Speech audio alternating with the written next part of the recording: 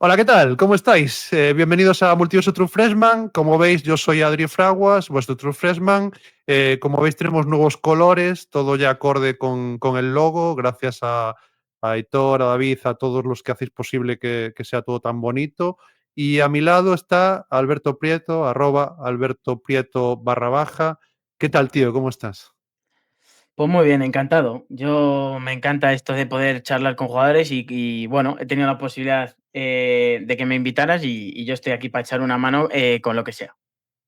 No, tío, es que si no te invitabas tú, no había entrevista. O sea, bueno, sí, podía hacer yo las traducciones en inglés, pero esto hubiera sido, pues, ¿sabes? No sé, pues el cuento de la marmota o de la marmota y la criada o algo así, algo raro. Así que nada, como veis, vamos a entrevistar a Armel Mukam, no sé si lo pronuncio bien, pero espero que bien.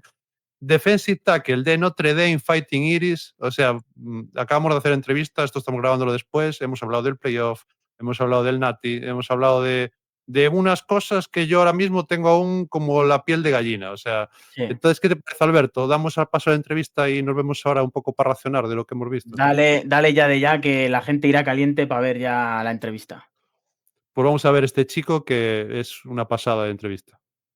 Bienvenido a Raritos del Fútbol, Armel. Gracias por aceptar nuestra invitación. Es muy especial tener un chico prometedor y una universidad tan importante como Notre Dame con nosotros. Nos gustaría empezar a conocerte remontándonos al inicio. ¿Dónde eres? ¿Dónde creciste? ¿Y cómo importantes son tus raíces para ti? ¿Cuándo empezaste a jugar a fútbol?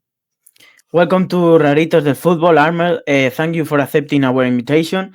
It's truly special to have such a promising young player from a prestigious university like Notre Dame. We would love to start by getting to know you a bit better, going back to the beginning. Where are you from? Where did you grow up? And how important are your roots to you? When did you start playing football? Yes, sir. So I'm from Montreal, Canada. I moved to Virginia for my junior and senior year. Went to Woodbury Forest, in Northern Virginia. I grew up playing hockey, and then I made the switch to football during COVID year. So yeah, I played 4 games in Canada, and then I kind of felt like that God was calling me and to play football. So I went to Virginia 2 years, and here I am at Notre Dame. And then when it comes to my roots, it's truly important to me just acknowledging where I came from and giving back to the community. That kind of lifted me up. We always say it takes a village, and I really take that phrase to heart, and I try to always give back to the community that helped me be where I am today. Uh-huh. Para empezar la evolución, hablando de high school, ¿cómo recuerdas esos años de high school y cómo fue tu decisión por Notre Dame? We would love to go over your journey, starting with your high school years. How do you look back on those high school years, and what led you to choose Notre Dame? In high school, I was playing defensive end. I was truly raw. I didn't really have much experience from the sport of football. Kind of like I said, I grew up playing hockey, so football was fairly new to me. Even when I went to the United States, like I didn't even know how to play the run. All I knew was like pass rush, get to the quarterback, and I didn't really understand like the different gaps and all that stuff. So yeah. One moment, Adri. Armel, is it more difficult play hockey or football? I want to say people are gonna think it's hockey, but I think it's football. Hockey, once you get the gist of it, like being fast on your skate, knowing how to skate, and all that stuff. It's not easy, but it's still hard. I will say that I feel like it's harder to be extremely good at hockey than it is at football. And then to answer the second part of your question, when it comes to why I picked Notre Dame, I was committed to Stanford before my senior year of high school. Visited there and everything. I loved it, but then again, I thought that their football program didn't really match the ambitions that I had. And so when Notre Dame came down knocking the door, I was like, yeah, I have to go to Notre Dame, because like extremely great football program. We kind of saw it last year, went to the national championship. And then when it comes to academics, every time I tell someone that I go to Notre Dame, their eyes just get so big. So it just speaks value to, yeah, exactly. It speaks value to how much Notre Dame is as a academic institution in a football program. Sí, llegas a Notre Dame en 2023 para tu True Freshman Year. ¿Cómo recuerdas estos inicios, tanto como jugador en lo personal, y cómo es la Universidad de Notre Dame? Campus, instalaciones, el ambiente. No hemos tenido la oportunidad de conocer a un chico que haya estado en una universidad tan especial como Notre Dame. Armel, you arrived at Notre Dame in 2023 for your true freshman season. How do you remember those early days, both as a player and on a personal level?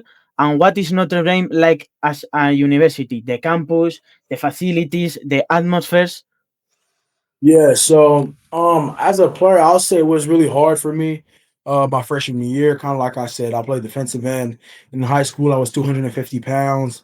And then I get to Notre Dame and they're telling me you're gonna have to play D tackle, right? And like I said, I was 250 pounds. So I managed to put like maybe 20 pounds during the summer because I didn't come in January. I came in the summer in June, right? So from June to let's say August, like June, July, August, I had like basically like 2 months and a half to put on as much weight as I could, and then went to fall camp, and I was still like too light.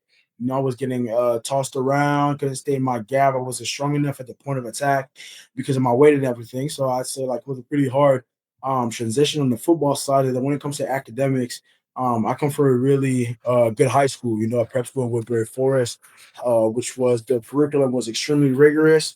My teachers, the classes were hard. I didn't have many students in my class, kind of just like Notre Dame, really when it comes to the campus, just a beautiful campus. I took my official visit to Notre Dame against when they played Boston College. I mean, it was extreme snow. I don't know if you guys remember, but I knew the campus was pretty, the Golden Dome. It's not too big of a campus. So you can walk pretty much everywhere, which is something that is convenient. But yeah. Okay. Sí, antes de meternos en la pasada temporada, justo estábamos hablando ahora, ¿no? Empiezas a acercarse al cole, es alguien que no te conozca, juegas de defensive tackle, mides 6'3", unos 1,90, sobre 304 libras, ahora pone tu ficha en el roster, que son unos 137 kilos. Tienes un combo de velocidad y poder tremendos. ¿Cómo te ves tú como jugador? ¿Cuáles son tus principales características? ¿Qué es lo que disfrutas más en el campo? Before we get into the past season, if someone is just starting to follow college football now, like you say, Armel, you play defensive tackle, you are 6'3", around 1.90 meters, and weight about 304 pounds, with an impressive combination of speed and power. But how do you see yourself as a player? What would you say are your main strengths, and what do you enjoy the most when you are on the field? I say the type of player I am. I'm a power rusher, extremely powerful player. And I kind of build that, kind of like I said, I was 250 pounds, and I really build it from scratch. In the weight room, violent at a point of attack, violent hands, violent club, and kind of like you said, I can also add a little finesse to it because I'm kind of fast for a defensive tackle. Um, but yeah, as a player, kind of like and I'm tough. I'm tough. I'm not scared to go in the fire and run through smoke. And then what's the other part? Oh yeah. What's the other part of the question? Yeah, and what do you enjoy the most when you are on the field? I think when I'm on the field, it's just like how violent the sport of football is. When I playing hockey, I always wanted to hit everybody, and someone was like, "Yo, you hit too much," and this and that. And as football, I think every single play as a D lineman, you get to put hands on the man in front of you and just beat him. And it's really Yes. mano to mano. So it's just the violence of the sport. It's truly something that I appreciate about football. Uh-huh. Te preguntaremos ahora un poco más en concreto por los playoffs, pero en términos generales, ¿cómo fue la temporada 2024 para ti? Talking about college, we will ask you more specifically about the playoffs. But how would you describe your 2024 season overall on a personal level? Well, can you repeat the first part of the question, please? Yes, that we will ask you more specifically about the playoffs in a moment, in 2 or 3 questions. But how would you describe your 2024 season overall on a personal level and in a team level? Yeah, I'd say on a personal level, I really grew a lot. Kind of like started to understand that life is not only about football. That's not because you have a bad practice that your day has to be ruined. So I think like on a personal level, I just truly grew. And then on the field, as a player, I think it's really like this year is really the year where I kind of like started to understand like the game of football more. It's where I got more powerful. I kind of understood the playbook a little deeper than I did the years before. Understood the game, watched way more film. So I think as a player, you can even see the difference from my freshman into my sophomore film. The strides that I took, that I'm really happy about. And as a season, I think I played way more than I did my freshman year. I think I played a total of like 60 snaps. Maybe compared to my freshman year, I played like 3 snaps. So I think that speaks volume to what I kind of accomplished during the offseason, working with my coaches, my older teammates that are in the NFL right now, watching film with them.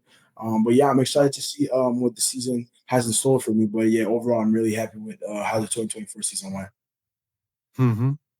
Entráis, hablando un poco del playoff, entráis al playoff como seed número 7 y jugáis el primer partido en casa, en South Bend, contra Indiana. ¿Qué supuso tener este primer partido en casa? ¿Cómo recuerdas el ambiente vivido tanto en la semana y horas previas al partido? ¿Y cómo fue ese partido? ¿Cómo viste ese partido de la nueva historia del nuevo playoff? You entered the playoff as the number 7 seed, and played your first game at home in South Bend against Indiana. What did it mean to have that first playoff game at home? How do you remember the atmosphere during the week and the hours leading up to the game? And what was the game itself like for you? How did you experience being part of the very first game in the history of the new expanded playoffs? Yeah, so as a game, I think it was extremely cool. Kind of like you said, history. It was the first time it was a 12-team playoff, and I think that having the first game of the first expanded playoff in Notre Dame, college, I think that was just awesome. That was just awesome, and I thought it was just a full circle moment because early in that season, we kind of lost to NIU and people counted us out and everything, and just to be back in that stadium and give back to the fans, that kind of doubted us early in that season was extremely fun. The game itself, it was really, it was electric. And, you could feel the atmosphere, the fans, college game day was there, bright lights. It was at night, snowing a little bit. It was cold. It was like peak college football. And even though I didn't step on the field during that game, even though I wanted to, it was truly a blessing to be in that position, surrounded by my teammates.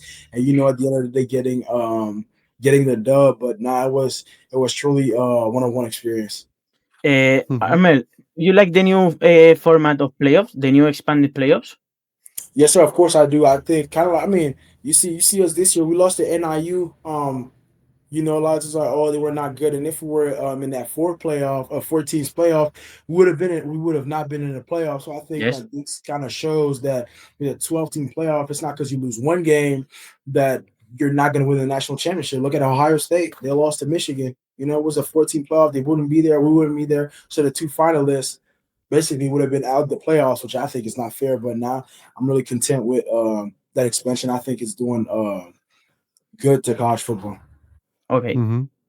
Seguimos dentro de los playoffs, Sugar Bowl en New Orleans, teñido por el trágico atentado en Nueva Orleans y en ese cambio de fecha al día 2.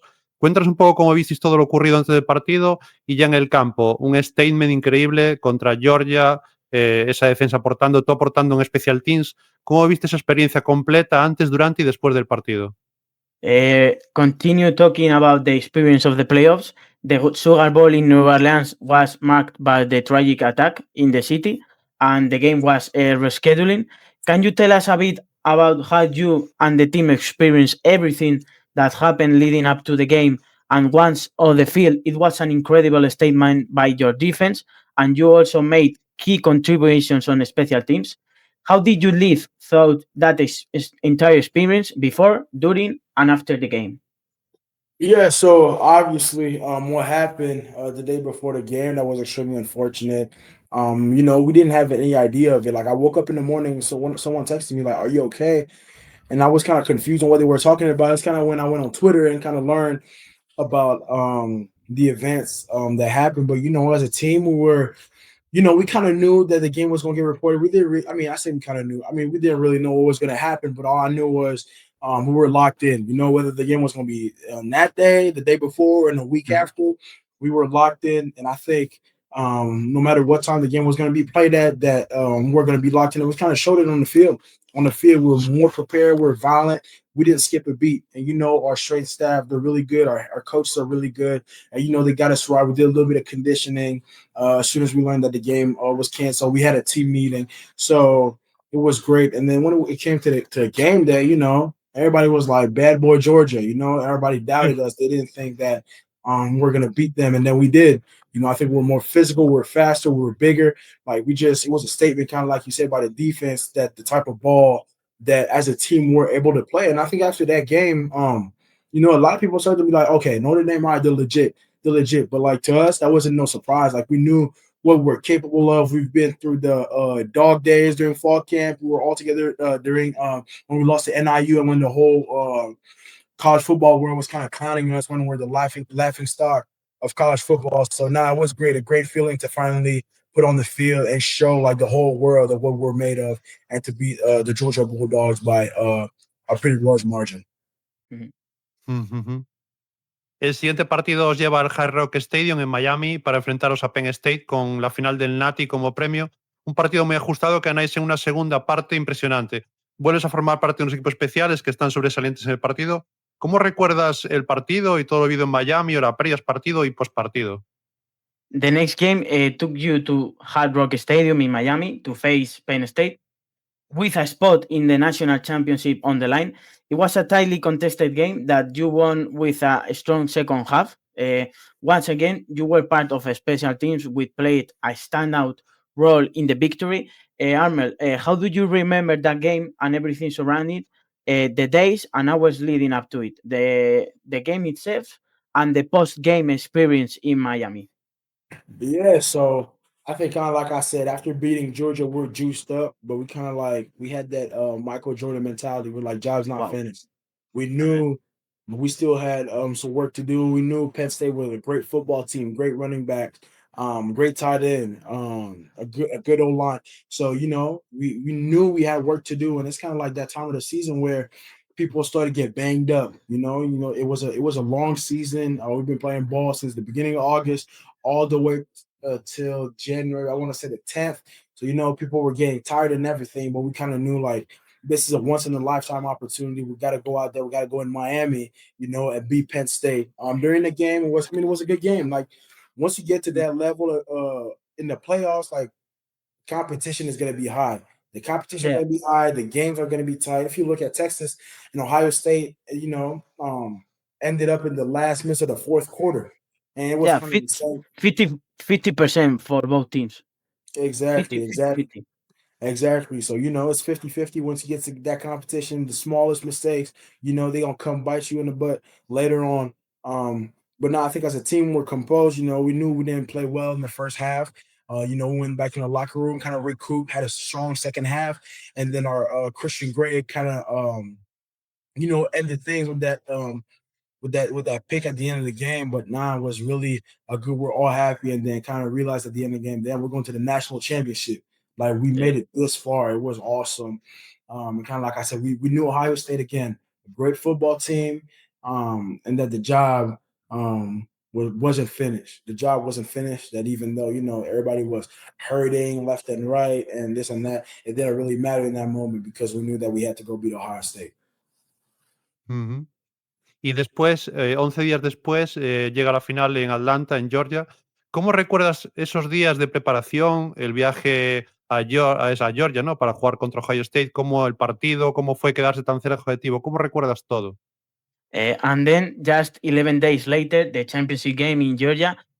How do you remember those days of preparation, the trip to Georgia to play Ohio State, the game itself, and what it was like to come so close to the goal? How do you look back on the whole experience?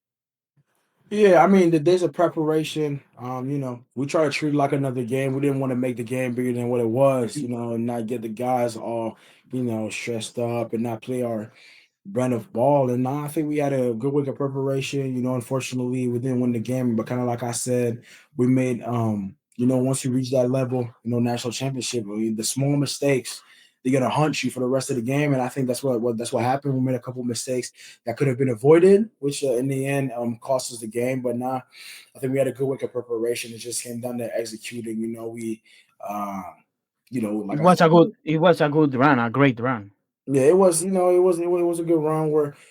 But we're still sad. It's like people were like, "Oh, we didn't think Notre Dame would make it this far." But we're all competitors, and we Yes. wanted to take the trophy back home. A lot of emotion seeing the seniors in the locker room, crying and everything, knowing that they came this close Yeah. to winning a national championship. And like in America, when you win a national championship, it's like you're stamped, like you're gonna be remembered forever. Basically, at that university, like the 2025 Notre Dame football team won the national championship, so it Yes. was extremely disappointing. But I think, hey, like 2 weeks later, we're back in the weight room and kind of like, we keep picturing, even now, we still see like them red and white confetti's coming down the ceiling when we lost to Ohio State. So I think that just like brings fuel to the fire. And I think we're going to use this as motivation all season long. Vale, mirando al futuro, recuerdo decirte por Instagram que ibas a ser este año dominante. ¿Cuáles son tus objetivos para este año y cuáles son los del equipo? What are your personal goals for this season, and what about the team's goal? Yeah, so me personally, I'm trying to play way more. Kind of like I said, every year it's just been like I've been ascending. So this year I play way more, be a contributor, be in the 2D, be in the rotation, and see 88 on the field way more than we did the past 2 years. And as a team, I think the goal is pretty, it's Pretty simple. clear. Win the national championship. We came short last year, we got a little bit of taste of it. But no, I think this year we're going our goal for sure is to get the job done. Ujú. Y bueno, mirando un poco más al futuro, la NFL, ¿es algo en lo que pienses mucho, piensas de vez en cuando? ¿Qué significaría para ti jugar en la NFL? ¿Es un sueño desde niño, un objetivo o ambas?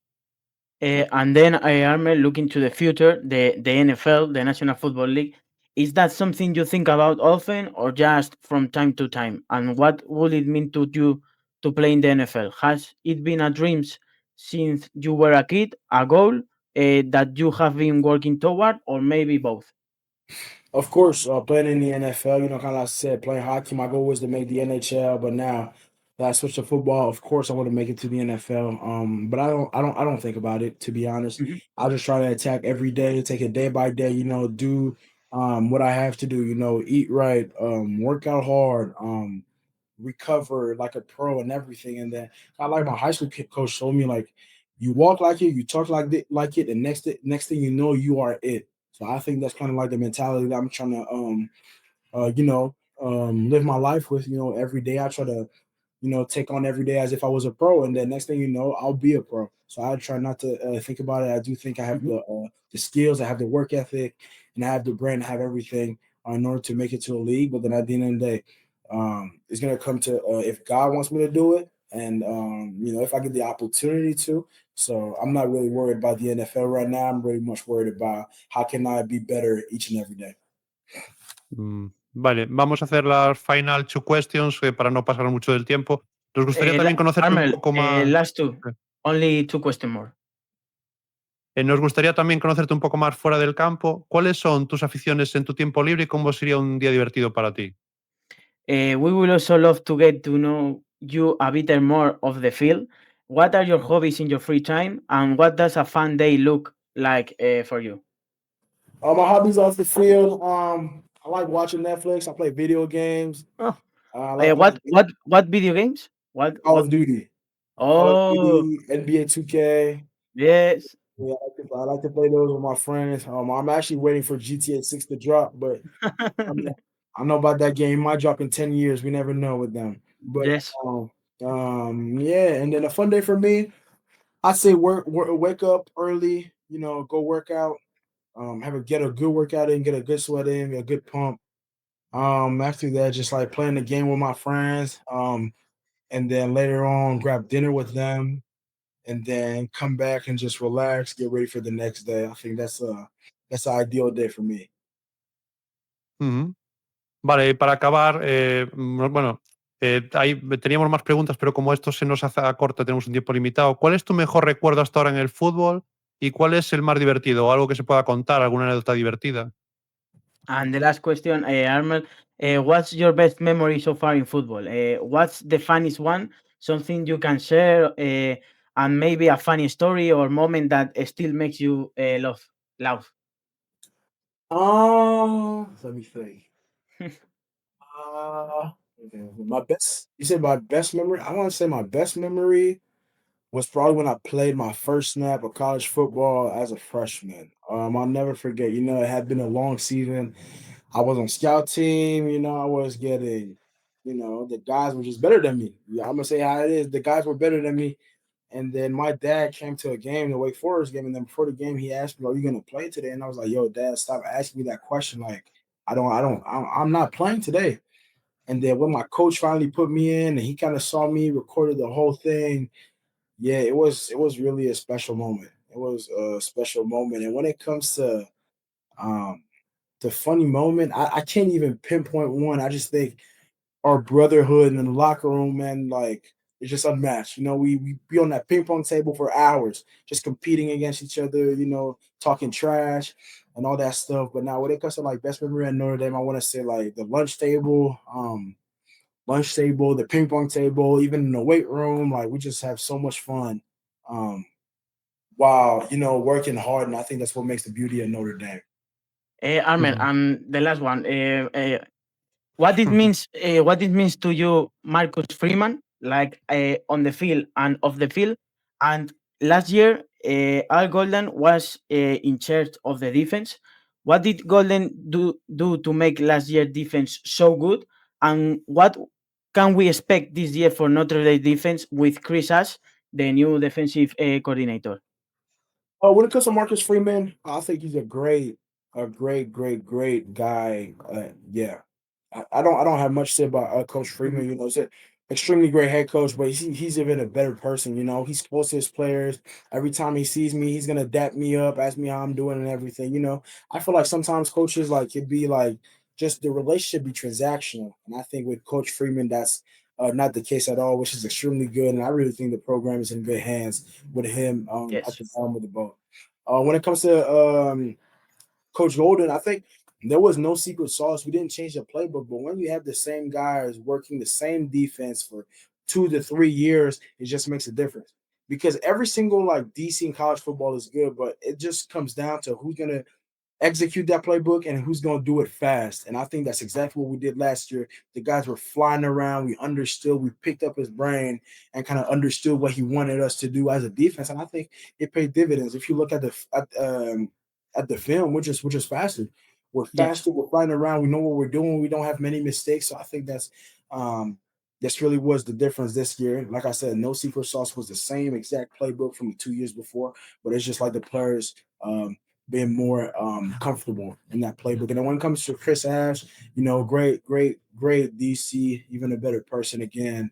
Our defense it's not going to change. Our defense is not going to change. We're going to play our brand of football. We're going to be fast, violent, and aggressive. And I think we're going to still have a lot of success this year. So I'm not too worried, and you guys shouldn't either be worried about our defense this year. Gracias, amigo. Increíble tenerte con nosotros en el programa. La verdad, esto es una barbaridad lo que hemos vivido hoy.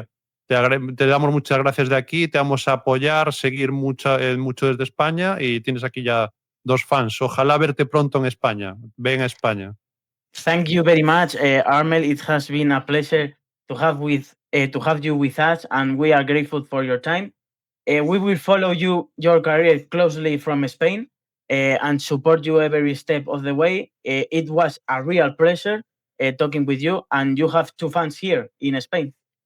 Yes, sir. Thank you so much. Thank you for Thank you you, guys' Armel. time. Thank you for the questions. Thank you for everything. God bless. God bless.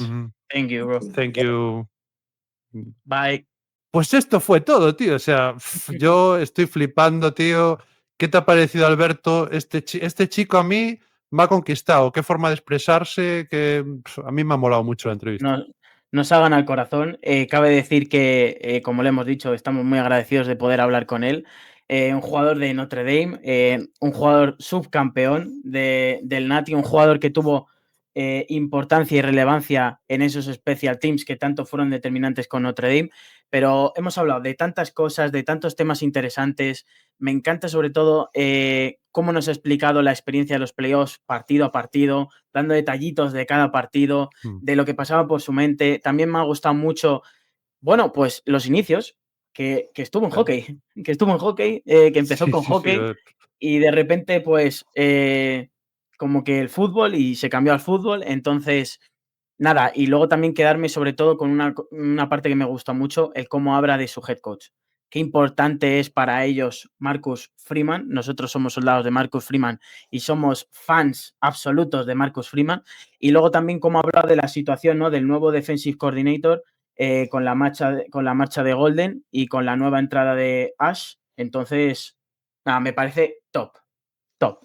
Sí, hay que decir que este chico me gustó mucho porque dice, no, yo lo que disfruto más es que vengo del hockey, entonces si allí lo que nos gustaba era pegarnos, Voy a pues pegarnos. aquí en cada snap puedo agarrarlo, pegarme con él y tal. No, la verdad es que yo sinceramente estoy súper agradecido de poder tener un subcampeón Totalmente. del Nati, subcampeón del Nati, o sea, eso yo hasta ahora no he podido entrevistar a nadie tan importante que haya llegado tan lejos, que al final este tío es súper importante y que vamos a ver este año ya seguramente integrado en la defensa, porque Sí, ya ha pasado esa faceta que pasan siempre en estas grandes universidades, los freshman, que tienen 1 o 2 años que tienen que pagar, digamos, un poco la, entre comillas, novatada, aprender, claro. fortalecerse. Ha subido mucho, como 60 libras casi de músculo este Sí, chico. empezó Y como ha dicho él, ¿no?, de defensive end y que le dijeron, tienes 2 meses para ganar peso.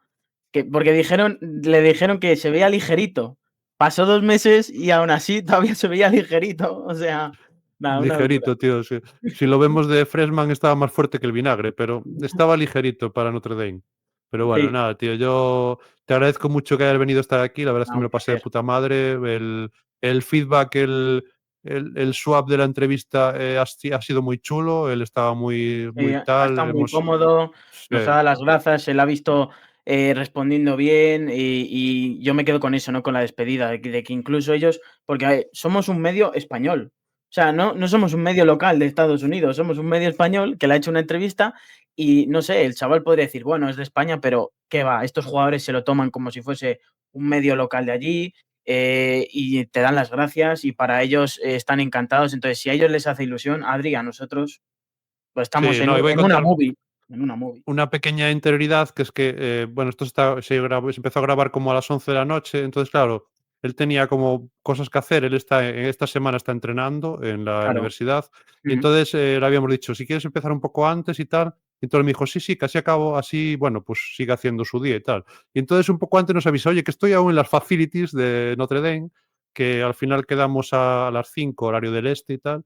para empezar, o sea, al final este tío estaba entrenando, con su día normal y tal, paró un momento para hacer tal y ahora pues no sé si tiene vídeo, lo que tenga y tal, o sea que para mí es por Un internet honor. aparte súper muy bien el contacto con él, súper educado, un tío ya se ve que es un chaval súper majo, así que nada, Mm. tenemos aquí a un chico Armel Mukam para seguir, yo ya tengo la camiseta de Notre Dame, pero no descarto comprarme alguna chula por ahí que salga, así, Totalmente. ojalá, Ya, como hemos pero dicho, bueno. aquí hay dos fans de Armel. Espero que la gente también, cuando lo escuche, se aficione a Armel. Y ojalá tenga un año bueno, pues que tenga muchos más snaps en la defensa titular. Y en cada post jornada, digamos, el bueno de Armel se salió y le demos todo el apoyo. Le estaremos apoyando. Y es lo que tú has dicho, Adri, que estos jugadores te den su tiempo, tío, te den 20, 30 minutos, 40, lo que sea, es un honor y un privilegio. Así que desde aquí, Armel, muchísimas gracias. Sí, Armel ya es un rarito más, ya tiene el carnet oficial de rarito, en este caso en Notre Dame, allí en South Bend y tal. En South Bend, tío, es que se me llena la puta boca de decir South Bend. Sí, Nada, tío, gracias a todos por el feed que nos dais en raritos, a todos los contenidos que nos dais. Graciñas de verdad, de corazón, with us in my heart. Puto inglés. Y bueno, nada, tío, muchas gracias, tío. Nos vemos en el nada. siguiente vídeo, ¿qué te parece? Sí, nos vemos que hay que seguir, ¿no?, un poquito con los vídeos de los jugadores, que hay que dar las gracias por el apoyo que tuvo el primer vídeo.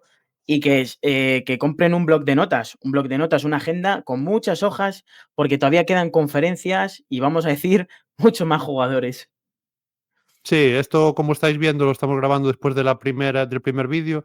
No sé exactamente cuándo vamos a emitirlo, porque Bueno, esto ahora lleva un curro de montaje y tal, entonces igual cuando estéis viendo esto ya va algún vídeo más, pero bueno, esto se trata de montarlo bien, que quede bonito, que queden los eso subtítulos es, bien, que la gente lo disfrute y como por lo menos que lo disfrute, una décima parte que lo disfrutamos nosotros ya estaría muy bien, yo creo. que se sientan parte de esto, porque sin ellos no sería posible.